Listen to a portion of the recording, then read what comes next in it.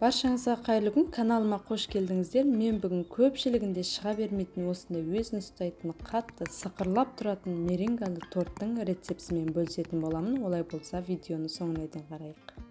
Бізге алдымен жұмыртқаның сарыуызы қажет болады. 3 дана жұмыртқаның сарыуызын бөліп алып, бөлме температурасындағы сары майымызды және қаймағымызды салып, жақсылап араластырып аламыз.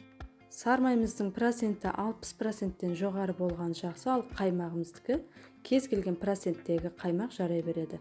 Осылай барлығын бір араластырып алып, оның дәміне қарай ванилин және қопсытқышымызды салып, жұмсақ пластилин тәрізді етіп қамыр илеп аламыз. Мен каналыма тіркеліп, лайк басып кетіңіздер. Каналымда түрлі рецептілер бар. Пайдалы болу үшін басқалармен де бөлісе кетіңіздер. Дайын болған қамырымызды 30 минутқа тоңазытқышқа салып қоятын боламыз. Енді қамырымыздың бетіне безе дайындаймыз. Ол үшін қамырымызды илеп алған 3 дана жұмыртқаның ағуызының үстіне тағы да 2 дана жұмыртқаның ағуызын салып, шым-шым тұз салып, қант салып, әдемі өзін ұстайтын безе дайындайтын боламыз.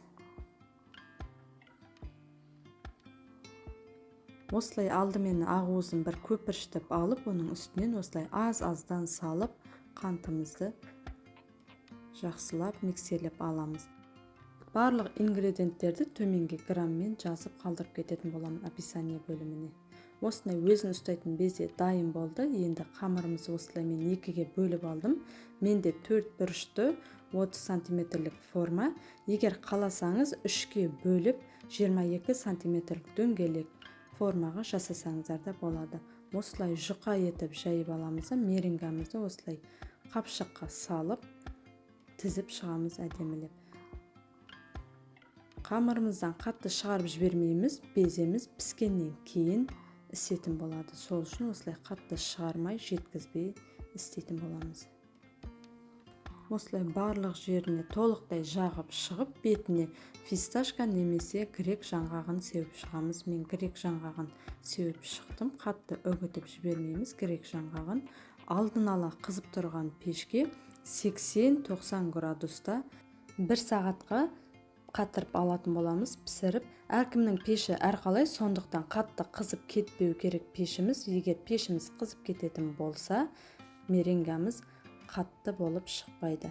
Енді келесі кезекте кремін дайындайтын боламыз. Бөлме температурасындағы сары майдың үстінен вареный сгущенка салып, екеуін жақсылап бір араластырып аламыз. Мен қоңыр әдемі түс беру үшін 1 шай қасық какаоды салып араластырып алдым.